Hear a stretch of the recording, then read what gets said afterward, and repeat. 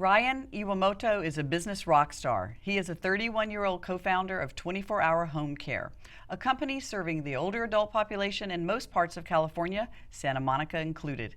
24-Hour Home Care is doing many things just right. I am pleased to introduce you to our guest today, Mr. Ryan Iwamoto. Thanks, Rochelle. Welcome. Thank you. Thanks for having me. It's a pleasure. So I'm sure you get this question all the time. How did someone as young as yourself become involved working with the older adult population? Thank you. I've started with this company with two other partners, and the three of us have all sort of faced challenges in finding senior care for a loved one. My first job out of college was working for a large nationwide healthcare company, and that's where I learned about the business and got the experience and was able to use that experience to eventually start 24-Hour Home Care with my business partners. Well, that's actually really great because most people don't have any idea what's going on. So that's why you're doing such a great job with your business. Thank you. So tell me about what do you do personally at the company? I know you have two partners, but what do you do? So I work on the business development side, sales and marketing. So my job is to go out to the different community organizations and educate them on what we can do and also how we can be a resource for their patients or clients or members. And how home care can benefit them. Okay, so tell me, if somebody asked you, what is 24-Hour Home Care? Can you just tell us, kind of the business in general? What is it about? Yeah, so Rochelle, we provide in-home care for seniors or people with any sort of disabilities. So if a person, let's say, needs some sort of personal care assistance, whether it's bathing, grooming, dressing, we provide a caregiver that can assist them. To do those things. We can also help with transportation, preparing meals, really anything that the caregivers can do to make sure that that person can stay at home and live independently at home and not have to go to a nursing facility or a senior home, anything like that. So you enhance the quality of life. Correct. So you've had a lot of media recently. I mean, you started this business in 2008, I think, during an economic downturn, and in 4 or 5 years, you are a rock star. So tell us about the media coverage you've had. Inc., I think you were in Inc., you were in Forbes. So let's talk about those two articles. Yeah, I don't like to brag. Here's your bragging moment. Go for it. Yeah, we were named this year as Forbes' most promising company, number 27. And also we're fortunate to be on the Inc. 500 list, which is the fastest growing private companies in America, and we're 371. So it was a great honor to be in that category, and we're just excited that we're able to grow, especially during this time. So tell me, what are the keys to success? You can't stop there. I mean, how did you do it? Where did you get your motivation? You don't just wake up one day and say, I'm going to get on the list of Inc.'s 500 fastest growing. I mean, come on, how'd you get motivated, Ryan? So I think one thing that I did very well was surround myself with really good people. With my business partners, I think we all complement each other very well. I bring more of the business sales side. One of my other partners works on more of the compliance and HR side, and another one more on the management side. So I think we complement each other really well. So, finding people that work with you very well, and then as we were growing, being able to hire people that also was able to really complement the company as well. So your business acumen, you just recently got an award from Los Angeles Business Journal. Could you tell us a little bit about that for you personally? Yeah, so it was the Asian Business Award presented by Los Angeles Business Journal, like you said, and they based it on just different companies, and I won the category for sort of medium-sized business, just someone that has not only grown a company but also have done well for the Asian community. So I was honored and selected, and yeah, it was a great experience. That is a great experience. I think David was your partner, also got an award, did he not? Or? Yeah, so he received the healthcare award, also by the Los Angeles Business Journal. So the Los Angeles Business Journal, they look at companies just in LA County? How do they do that? So they focus in on LA, so companies within LA, they have different awards, within healthcare, within different sort of cultural communities. They also have an award for best places to work. Tell us about that. Yeah, and we were ranked for the second year in a row as one of the best places to work in Los Angeles. So. And why were you ranked? Yeah, I mean, when we started the company, actually, I'll take that back. When we first worked for the organization before we started 24 Home Care, learned about the experience, but some of the things that were lacking were some things like recognition. We felt that sometimes we weren't recognized, and when we started 24 Home Care, that was actually one of the main things that we wanted to do, is to really recognize our employees, take care of our employees, acknowledge them. So when we started 24 Home Care, that was a main goal, to make sure our employees felt like they were part of us. And seeing those two awards really struck close to home, because those were the main goals when we first started. And you achieved that. And you have now, how many employees full-time? Within the offices, we have 70. For caregivers, they are also our employees too, probably getting close to about 2,000 throughout California. That's amazing. So you go to your website and you say that you have a guarantee that no other home care company offers. Tell us about your guarantee. Yeah, well, we get that question a lot because there are a lot of home care companies out there, Yes. hundreds, thousands. So one of the things we try to do to distinguish ourselves with the other home care companies is that we have a guarantee. So how that works is if a caregiver's needed and it's very urgent, as oftentimes it is, Chaos, right. we guarantee to have someone out within 4 hours or less. Someone's going to be qualified, someone's going to be able to meet your needs. If we can't provide a caregiver within 4 hours or less, we're going to provide your next day of service for free. And I am proud to say, since we started in 2008, we haven't provided any free service through that guarantee. So, knock on wood. So you've actually, We've been able to, yeah, exactly. we've been able to come through. Good. So a lot of stuff is happening in the industry, as you know. I mean, regulating the workers, licensure, all sorts of things. So let's talk a little bit about the recent legislation. What has happened recently, and then what do you hope will happen in the future? Yeah, so 2 bills in California were just passed. One that will require a licensure for home care. So right now, as we speak, there is no sort of accreditation, there's no special license that a home care company would need. So the company, but not the caregiver. So let's talk. So this is for the company. This is for the company, okay. Exactly. Even with the caregiver as well, there's no set certification that is to be needed. Now, with the bill that was passed, it's going to require companies to have a home care specific license, and this will take in effect in 2016. And then the other bill is based on overtime laws. So as of now, caregivers were exempt from overtime, and that was to keep the cost affordable for seniors to have 24-hour type care. Right. So our goal is to make sure, with the rising cost of overtime, to keep the cost as affordable as possible for people that need 24-hour care. And does that happen a lot? Oh yeah, it happens a lot. We work with clients that need us all the time, 24 hours a day, 7 days a week. We also have clients that just need us for a few hours a day. So, there's a lot of flexibility with the schedule of service you can ask from us. So basically what was happening is the workers were getting tired and they weren't able to really fulfill what you wanted to fulfill, as one of the best companies. So Correct. This actually supports your goals. Correct. Okay. The goal now is just to make sure, because since there are going to be overtime costs, how to work it in with the client so that they're not hit with such a huge cost. Exactly. And paying for the overtime. So that's been the goal. So that bill takes into place next year, in 2014.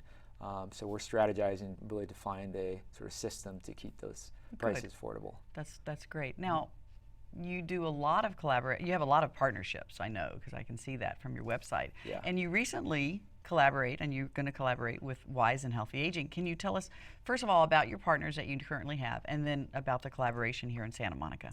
Yeah, so we work with different senior organizations in different capacities. One of them is with Jewish Family Services, Jewish Family and Children's Services of the East Bay, which is in Northern California. And we just contracted with Wise and Healthy Aging. They were looking to implement a home care program, and we became a good partner for that. So I actually was speaking with Grace Chang Braun, who's one of the CEO and president of Wise and Healthy Aging. They're looking to possibly start their own home care division. I spoke to her. I offered a possible solution of working with us to provide the home care services, and they can do the intake, the assessments, and also the marketing as well. And then they'll just use your caregivers. They would use our care, so we would be the operations side of the partnership. Well, it sounds like a match made in heaven. Yeah, and it's, Wise has been around, I think, since 1968, so they have a strong name in the community. They provide a lot of different other resources. Yeah. So home care was something that they wanted to put into their program. And when they do care management, they'll just be able to plug that in. Exactly. Yeah. So you have 8 locations now, all over California. Can you touch a little bit Yeah, about it's actually those? 9. So we just 9? opened another See, every time I location. turn around, you got a new place. So tell me about, where are you located? We're located in California, so we have 9 within California. We have a corporate location in El Segundo, California. So we serve both northern and southern. So I can go down the list of the different cities, or I don't know how we're doing on time. How do you do that? I mean, do you have somebody that manages each of those offices? How does it work for you, the 3 of you, the partners? Yeah, so we would have someone that would be a general manager that manages the operations. We have someone that would kind of work with the community to let the community know what we do and talk to different hospitals and senior organizations. And then we have a staff within the office that would do the recruitment, client services, staffing caregivers, or matchmaking them with the clients. So we have a team in place with each office. And clearly a process. Mm-hmm. You've worked this out. I do think that you should mention the locations. I think that's important. Yeah, so I'll go from top to bottom, I guess north to south. Sounds so we have an office in Walnut Creek, Oxnard, Encino, Culver City, Torrance, Irvine, Orange, City of Orange, and also in San Diego. And how many clients do you have in total? I mean, just a round number. It's probably in the thousands if you add up all of the clients and the different contracts we have. It's probably around 1,000. And your guarantee and you've never had to give any free service. You must be doing something right. Yeah, we have a good selection of quality caregivers, and it's something that we like to do.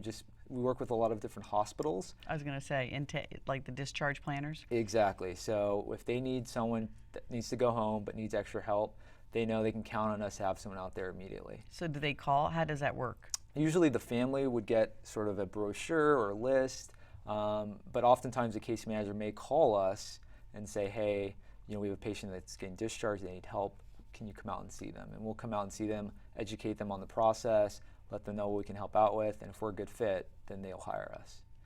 Sounds great. One of the hardest things to do for family caregivers is leaving their loved one in someone else's care. Before you allow someone in your home, find out what questions need to be asked and what you should expect from a hired caregiver. Stay tuned for more details when we return on Let's Talk. Hey! I don't know you. Some problems are just too big to ignore. But don't take matters in your own hands. With the help of a mediator, you can find a solution. Mediators are volunteer professionals who can help you resolve issues without the high cost of legal fees. I wonder if he's single. Hey, I saw him first. Oh boy, here we go. Call us or reach out on the web if you'd like to volunteer or donate. Experience Highways Performance Space and Gallery. I knew my journey would lead me to a place where I'd find a highway that I could travel to the beat of my own drum. Right out the storm, 95 Joey died, but Deadly was born. And there would be no limits to the vibrancy of my performance. Join us each week at Highways Performance Space and Gallery and live without limits. Log on to highwaysperformance.org. I thought I was all thumbs. Turns out they're green. It feels good to focus on others. My tax preparation skills are appreciated, and I don't have to wear a tie. Nothing beats a great hand except lending one. Be a WISE volunteer. Support seniors in maintaining balanced lives. Visit wiseandhealthyaging.org or call 310-394-9871.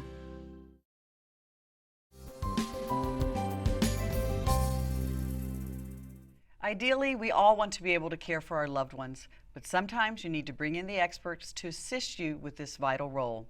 We have all heard nightmare stories of hired caregivers gone awry.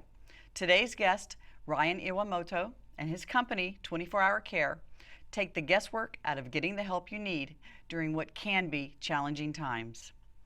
So Ryan, now I want to talk more specifics about 24-hour care. So tell me, who is your typical client and what type of activities, everything, and the kitchen sink that you help them with, Sure. Outdoor, indoor, etc. So yeah, so our main client is typically seniors that have any sort of that need any sort of assistance with daily living activities. So, if they need help with bathing or getting dressed, if they need someone to drive them to an appointment or run any errands, we can help them with that.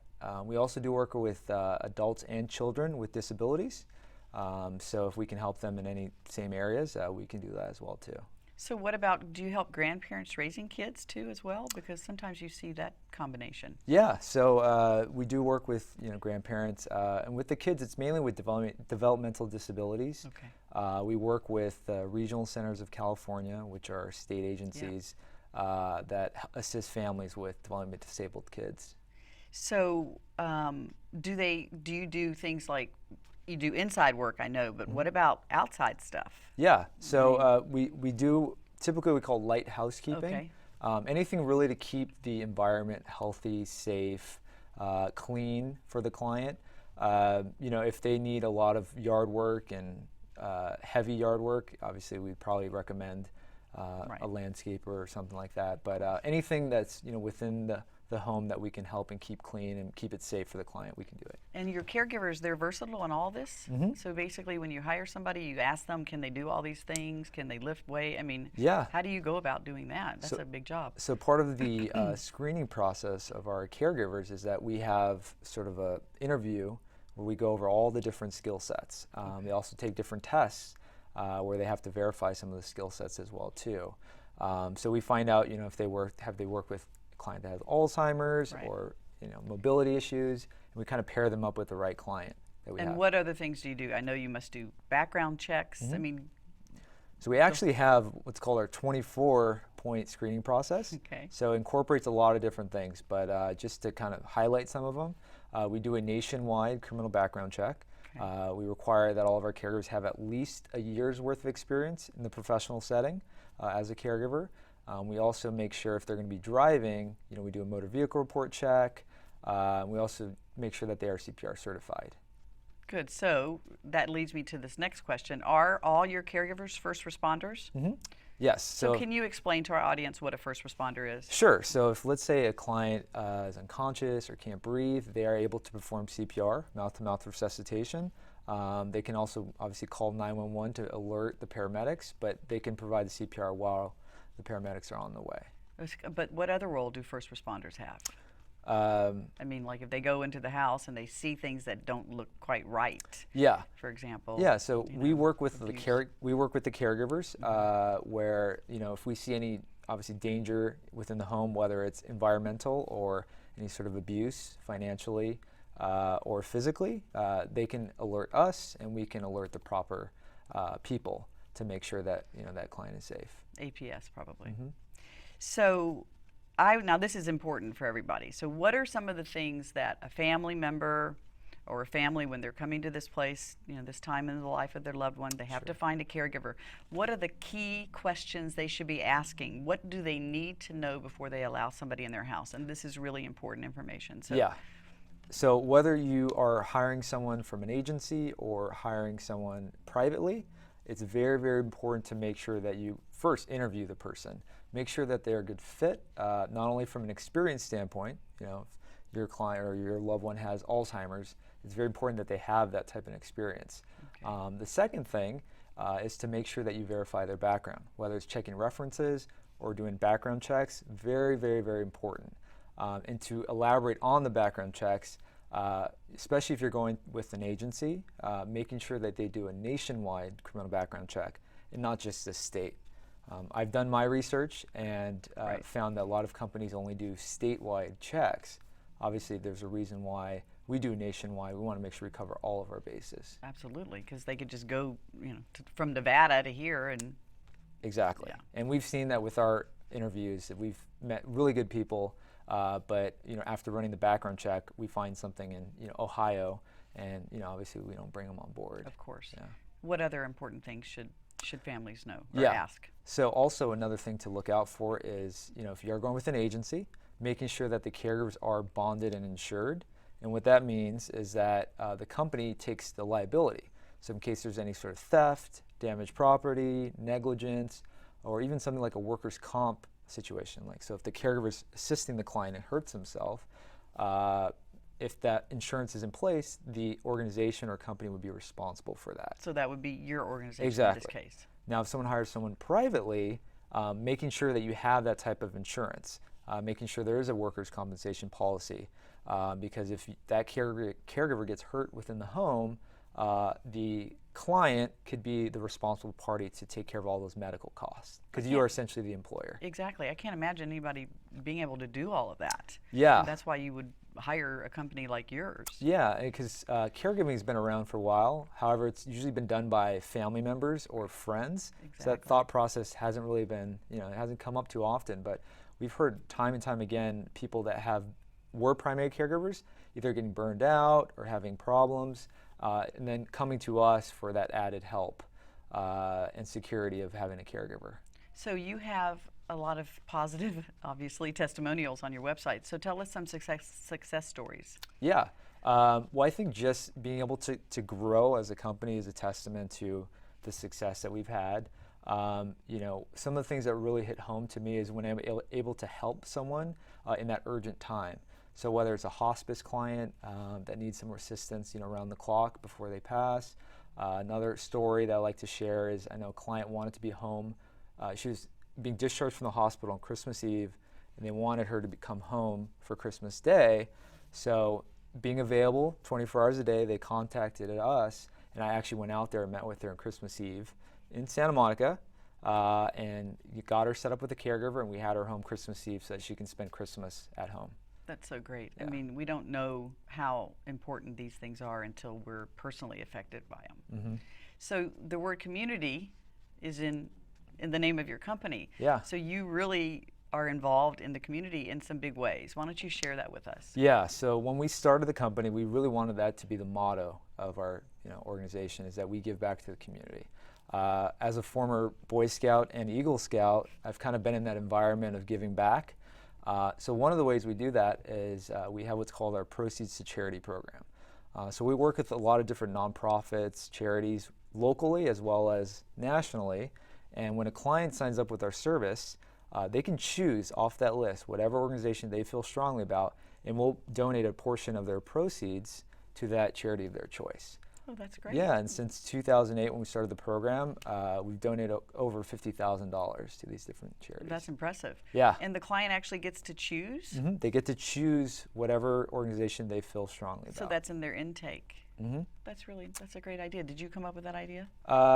It was kind of a group effort, but yeah, it was something that I really felt strongly about. Well, it's good for you. So I know that the Affordable Care Act everybody's got questions about it. And so two parts of this question. How does it affect you as a company? Okay. And then how is it going to affect caregivers? I mean, have we found this out yet? Do we know? Yeah. So I guess just from a general standpoint, with the Affordable Care Act, the way patients are going to be discharged is going to be different. The post-care after the patient's being discharged is going to change.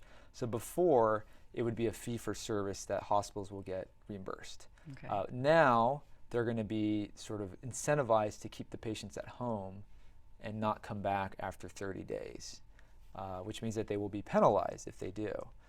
So with us, it's changed because if we can provide sort of care so that the client or patient can stay at home and not come back in 30 days, the hospital is going to want to work with us.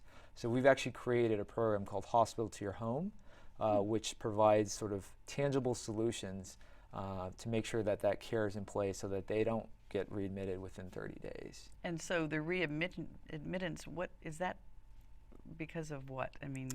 So usually, after doing my research, we've kind of noticed that a lot of times it's a lack of supervision, mismanagement of medications, falls.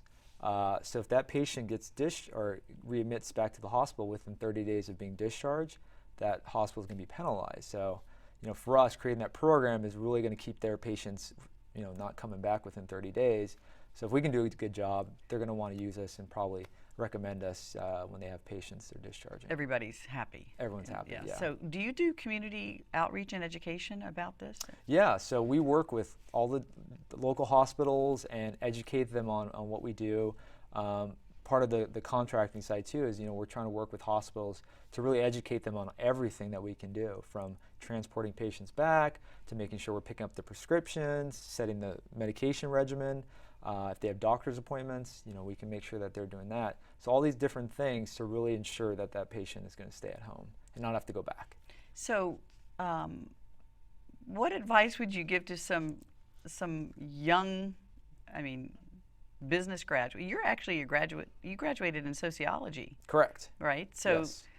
What would you tell, not necessarily sociologists, but business majors? How did you do this? Yeah. So give us some advice. I'll give two pieces Future rock stars. Yeah, okay. Two pieces of advice. One is, as I mentioned before, surround yourself with people smarter and better than you. I always want to give credit to my partners because I really do feel that they complement me very well and has been a tribute to the success. Two is be prepared.